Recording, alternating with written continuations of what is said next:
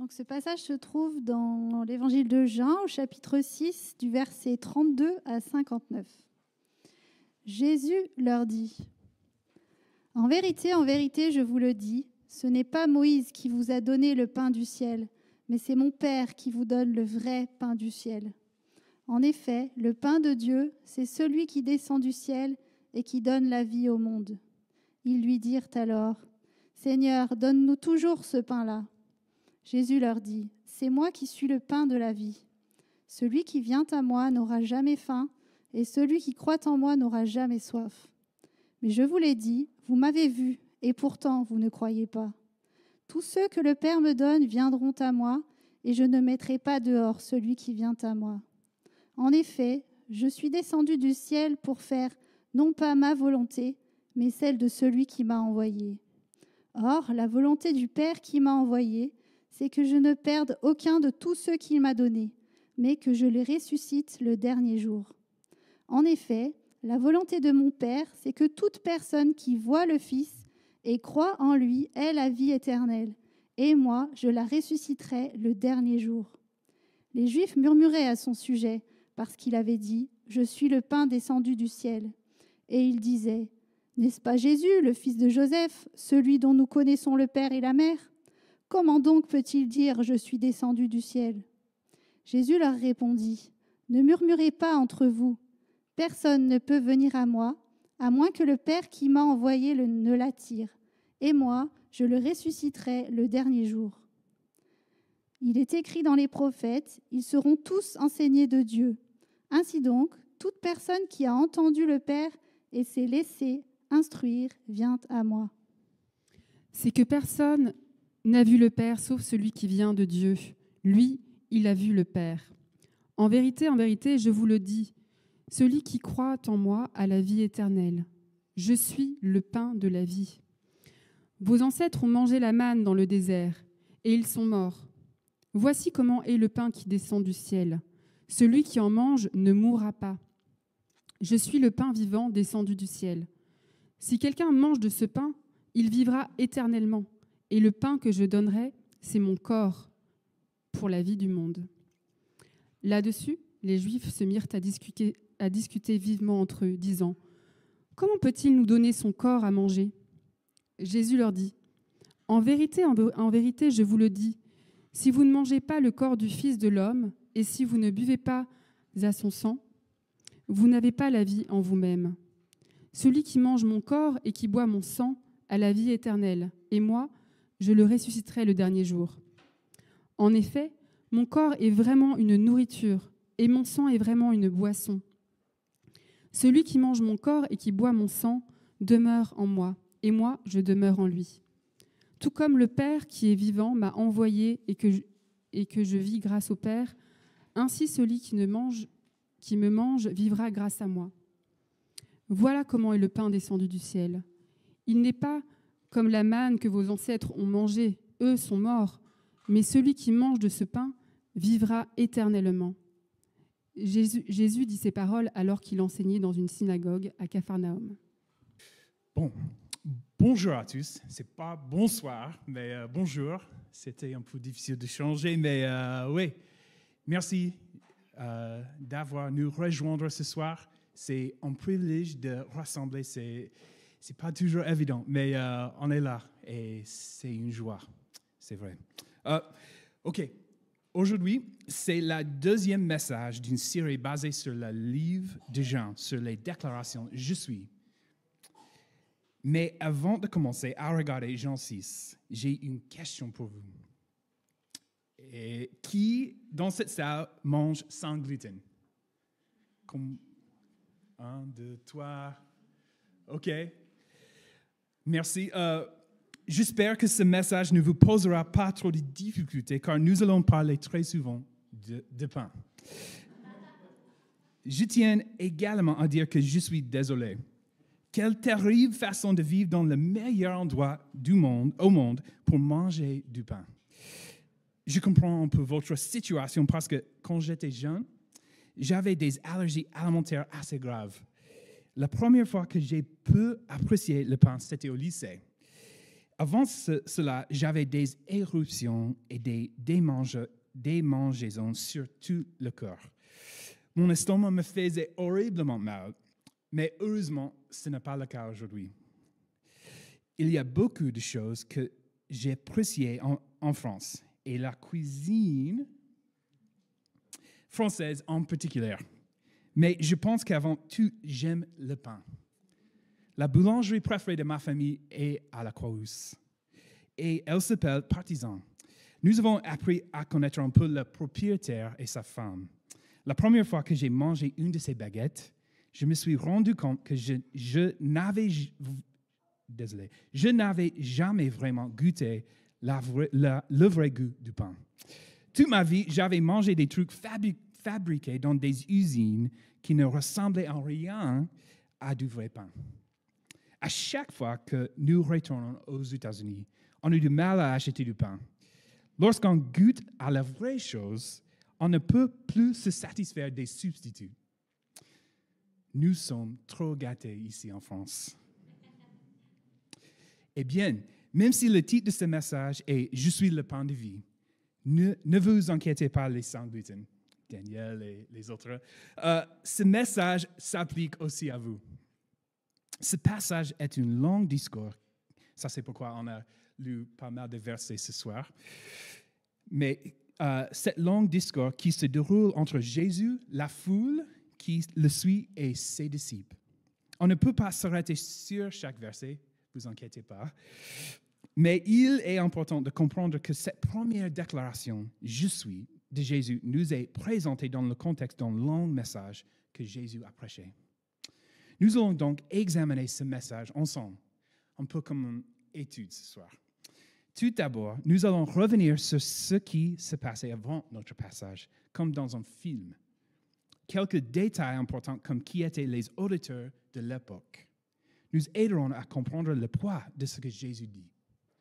Ensuite, nous nous attarderons sur quelques versets importants pour nous aider à comprendre les déclarations que Jésus a faites. Et enfin, nous finirons sur la décision à prendre concernant ce que Jésus a dit. À travers les détails, les déclarations et la décision, nous verrons que Jésus est le pain de vie qui a été envoyé du ciel par Dieu le Père pour apporter la vie éternelle. Premier point, cet après-midi. Comme il le fait souvent dans les évangiles, Jésus agit et parle à la fois au niveau micro et au niveau macro. Il parle et travaille sur le moment. Mais parce qu'il est Dieu dans la chair, comme Daniel l'a rappelé la dernière fois, Jésus parle et travaille aussi dans un contexte beaucoup plus large, dans l'histoire du salut. Il accomplit la prophétie et attire l'attention sur la grande histoire de la Bible et son rôle dans l'histoire du salut. Avant d'en arriver aux déclarations que Jésus fait sur lui-même, il est important d'établir le contexte dans lequel Jésus parle. Il y a deux contextes importants à prendre en compte, l'immédiat et l'historique. Les deux se concentrent sur cette image du pain. Voici les détails du contexte immédiat, au fur et à mesure que les faits se sont déroulés.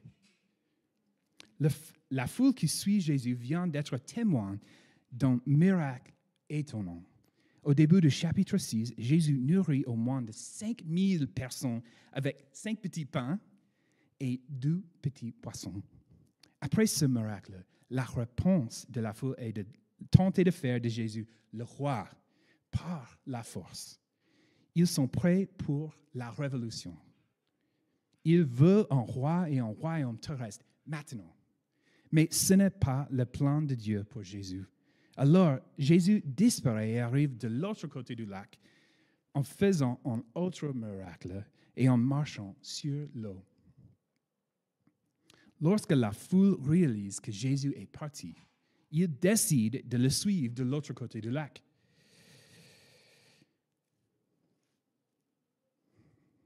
Ils s'adressent à lui comme rabbi, trahissant leur propre confusion et incertitude. Ils le reconnaissent comme enseignant, bien qu'il soit sur le point de contester son enseignement. Ils le réclament comme roi, bien qu'ils comprennent peu la nature de son règne. Jésus sait ce qu'ils recherchent vraiment. Jésus leur répondit, en vérité, je vous le dis, vous me cherchez non parce que vous avez vu des signes, mais parce que vous avez mangé du pain et que vous avez été rassasiés. Les gens ont en fait vu des signes de leurs propres yeux, mais ils ne les ont pas vus correctement, car ils se sont arrêtés aux signes extérieurs, c'est-à-dire ce qui a rempli leurs estomacs. Et ils n'ont pas vu que ces signes pointaient à une réalité plus profonde. Si le peuple voyait clairement des bénéfices, il ne pourrait pas se contenter des bénéfices terrestres. Mais il serait obligé de comprendre que Jésus est la source de toute vie. Jésus a compris qu'il voulait juste que leurs besoins physiques soient satisfaits. C'est pourquoi il décide de prêcher un message en utilisant cette métaphore du pain. Dans le contexte de cet incroyable miracle qu'il vient de vivre, le peuple a besoin de réaliser qu'ils n'avaient rien compris au miracle. Ils avaient vu le miracle et voulaient plus des signes. Mais ils ne comprenaient pas la signification de ce que les signes indiquaient. En arrivant au verset 32, ça c'est le premier verset de notre passage, nous voyons qu'il y a un autre contexte que nous ne devons pas oublier, le contexte historique. Ce qui se passe dans ce passage se produit à la lumière des événements de l'Ancien Testament, Moïse et la manne et dans l'Exode. Ces Juifs connaissaient très bien l'Ancien Testament. Alors ils commencent à demander à Jésus des signes et de sa puissance terrestre. Il ne faut pas oublier qu'ils sont encore à la recherche d'un roi pour régner, aujourd'hui, maintenant, à cette époque-là. À la lumière de ce que Jésus venait de faire avec le pain, ils évoquent l'histoire de l'Exode. Ils demandent, « Que fais-tu » La réponse de Jésus est de changer l'orientation de ce dialogue. Jésus leur dit, en vérité, je vous le dis, ce n'est pas Moïse qui vous a donné le pain du ciel, mais c'est mon Père qui vous donne le vrai pain du ciel. En effet, le pain de Dieu, c'est celui qui descend du ciel et qui donne la vie au monde. À chaque fois que la foule ne comprend pas clairement ou n'aime pas ce que Jésus dit, son langage s'intensifie et prend une tournure plus vive et expressive. En gardant ces deux contextes à l'esprit, nous pouvons commencer à examiner les étonnantes déclarations de Jésus. Dans notre passage, il y a 3 déclarations importantes que Jésus fait qui sont toutes liées pour souligner son objectif principal. Jésus est le pain de vie qui a été envoyé du ciel par Dieu le Père, pour apporter la vie éternelle. 3 points, comme tout bon prédicateur, n'est-ce pas? Mais Jésus ne dit pas ces choses qu'une seule fois. Il explique clairement à ses auditeurs ce qui est important en répétant, alors même que la foule réagit avec incrédulité et frustration. Dans une culture orale comme celle-ci, la répétition était essentielle pour souligner ce qui était important. Il n'y a pas de PowerPoint sur le mur de la synagogue. La première déclaration, « Je suis le pain de vie ». Au verset 32 et 33, Jésus en dit clairement qu'il est le vrai pain du ciel. Mais la foule ne comprend pas ce qu'il dit. Alors Jésus répète très simplement cette métaphore 3 fois. Comme on voit, c'est moi qui suis le pain de la vie. Sur quoi Jésus met-il l'accent en répétant cette phrase encore et encore? En retour sur les 2 contextes, nous donne la réponse. avec le miracle de l'alimentation de 5 000 personnes et les signes exigés par la foule, nous pouvons comprendre ce que fait Jésus. Jésus oppose l'épanouissement physique à l'accomplissement spirituel. Dans l'Ancien Testament, pour être remplis physiquement, les Israélites avaient besoin de la manne du ciel toujours et encore. Puis, plus tôt dans ce chapitre, Jésus avait rempli leur ventre physiquement. Mais ce qu'il veut vraiment, c'est qu'ils comprennent que s'ils croient en lui comme étant le pain de vie, ils pourront avoir quelque chose de bien plus grand que de la nourriture physique. Recevoir Jésus comme pain de vie signifie être complètement, spirituellement satisfait pour l'éternité. Vous mangez spirituellement, vous êtes complètement et pleinement rempli pour toujours. Celui qui vient à moi n'aura jamais faim, et celui qui croit en moi n'aura jamais soif. Vous souvenez-vous de ce que j'ai partagé en introduction à propos de la première fois que j'ai mangé une baguette ici à la Croix? Ce que fait Jésus, c'est un peu ma situation. Ces gens pensaient avoir déjà goûté du pain, mais ce que Jésus leur offrait et nous offre à nous est infiniment plus grand que tout ce qu'ils avaient jamais expérimenté. La deuxième déclaration, je suis le pain qui est descendu du ciel. Jésus fait cette déclaration 7 fois dans ce passage. Jésus est venu du ciel parce qu'il a été envoyé par le Père. Dans cette affirmation, Jésus met l'accent sur sa divinité. Que dit Jean 1, verset 14? Et la parole se fait homme. Elle habitait parmi nous, pleine de grâce et de vérité.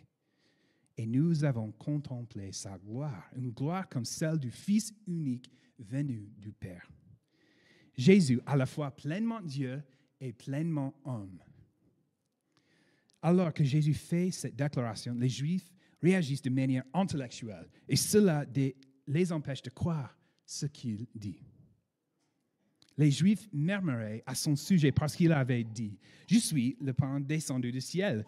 Et ils disaient « N'est-ce pas Jésus, le fils de Joseph, celui dont nous connaissons le père et la mère? Comment donc peut-il dire « Je suis descendu du ciel » ?» Ces Juifs de Galilée sont irrités parce qu'ils pensent connaître un compatriote galiléen et sont offensés par ces affirmations. Ce n'est pas tant sa prétention d'être du pain qui les offense, que sa prétention d'être le pain du ciel et qu'il est descendu du ciel. La troisième et dernière déclaration, ce pain apporte la vie éternelle. Encore une fois, pour résumer ces déclarations, Jésus est le pain de vie qui a été envoyé du ciel par Dieu le Père et finalement pour apporter la vie éternelle. Jésus mentionne cette idée 6 fois. Vous ne pouvez pas manquer l'importance de ce que Jésus communique. En effet, la volonté de mon Père, c'est que toute personne qui voit le Fils et croit en lui ait la vie éternelle. Tout au long de ce message, Jésus pousse et construit cette idée clé. La métaphore du pain de la vie, les explications supplémentaires, références historiques, pointent toutes vers une réalité, une vérité essentielle. Croyez en moi et vous aurez la vie éternelle. Nous comprenons que le pain est essentiel pour vivre, n'est-ce pas? Mais Jésus dit qu'il y a quelque chose de bien plus grand que la réalité physique. Jésus dit que m'accepter comme le pain de vie te satisfera complètement, spirituellement, maintenant et aussi pour toute l'éternité. En tant que chrétiens, nous sommes en union avec Christ dans cette vie présente, mais c'est quelque chose dont nous profiterons pour toujours. Lisez Apocalypse 21, et versets 3 et 6 avec moi. J'entendis une voix forte venant du ciel qui disait « Voici le tabernacle de Dieu parmi les hommes. Il habitera avec eux. Ils seront son peuple et Dieu lui-même sera avec eux. Puis il me dit, je suis l'alpha et l'oméga, le commencement et la fin. À celui qui a soif, je donnerai à boire gratuitement de la source de l'eau de la vie. C'est la même promesse que Jésus a faite dans notre passage pour ceux qui croient en lui. La vie éternelle signifie que c'est le futur glorieux que nous pouvons espérer. Troisième point, la décision. Peut-être qu'après avoir entendu ces paroles, tu te dis, d'accord, mais c'est difficile d'accepter et de croire que Jésus est celui qu'il dit être. Prends courage. Tu n'es pas seul. Juste après qu'il ait prêché ce message à la fin de Jean 6, beaucoup des premiers disciples de Jésus avaient également du mal à croire ce qu'il disait.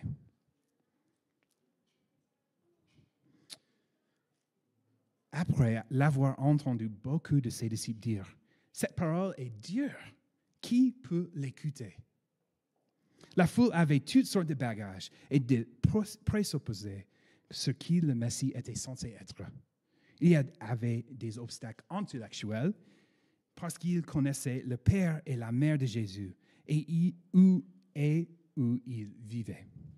Il y avait des obstacles émotionnels parce qu'ils étaient confus et ensuite irrités par les paroles vives et sanglantes que Jésus utilisait à leur égard. J'ai une autre question pour vous ce soir. Quel bagage intellectuel ou émotionnel t'empêche de croire et accepter que Jésus est ce qu'il dit être? Qu'est-ce qui t'empêche de suivre Jésus? Le message que Jésus prêche est une invitation radicale pour les gens à venir faire l'expérience de la vraie vie éternelle en lui.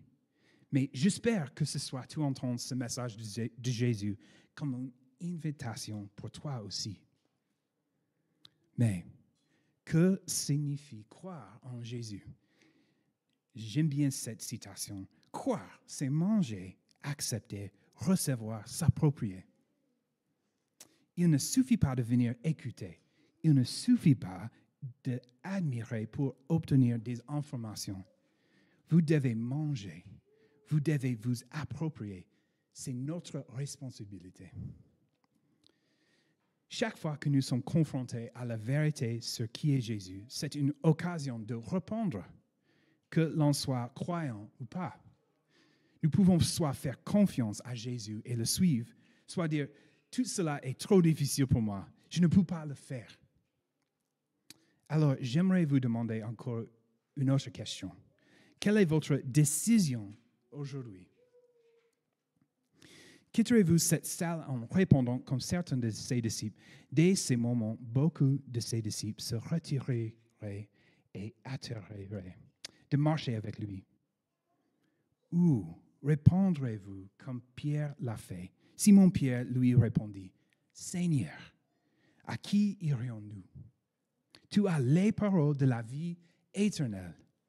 Et nous croyons et nous savons que tu es le Messie, le Fils de Dieu vivant. » Ça, il a compris la vérité, la bonne nouvelle pour nous.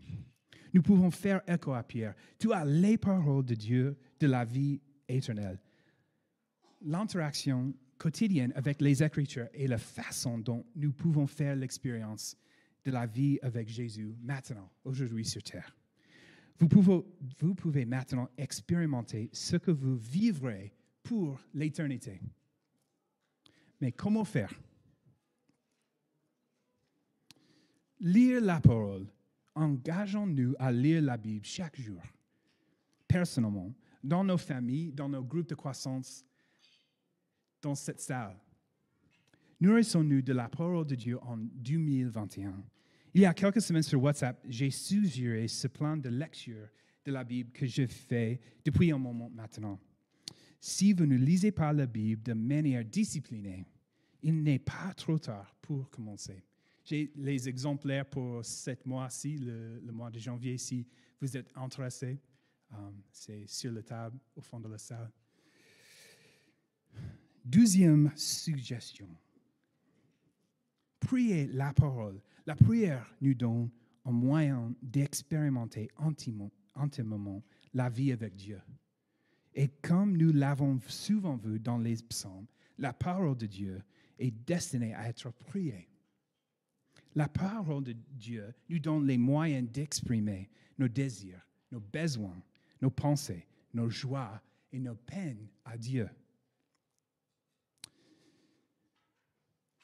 Chantez la parole. C'est une question à laquelle vous ne pensez peut-être pas dans un contexte comme celui-ci. Mais je peux dire, pour moi personnellement, au cours de l'année écoulée, que Dieu a utilisé la musique pour m'aider à ressentir sa bonté et son amour de manière très spécifique pour moi. Il y a des moments où la lecture des Écritures ne m'a pas transformé. Mais quand je commence à chanter, je peux sentir le Saint-Esprit adoucir mon cœur à son œuvre. Le chant est puissant lorsque nous chantons des chansons pleines de la parole de Dieu qui nous dirige vers Jésus. Vive la parole. Mettez-la en pratique. Demeurez en Christ et à travers l'œuvre puissante du Christ dans nos vies. Mettez en pratique ce que vous lisez, priez et chantez.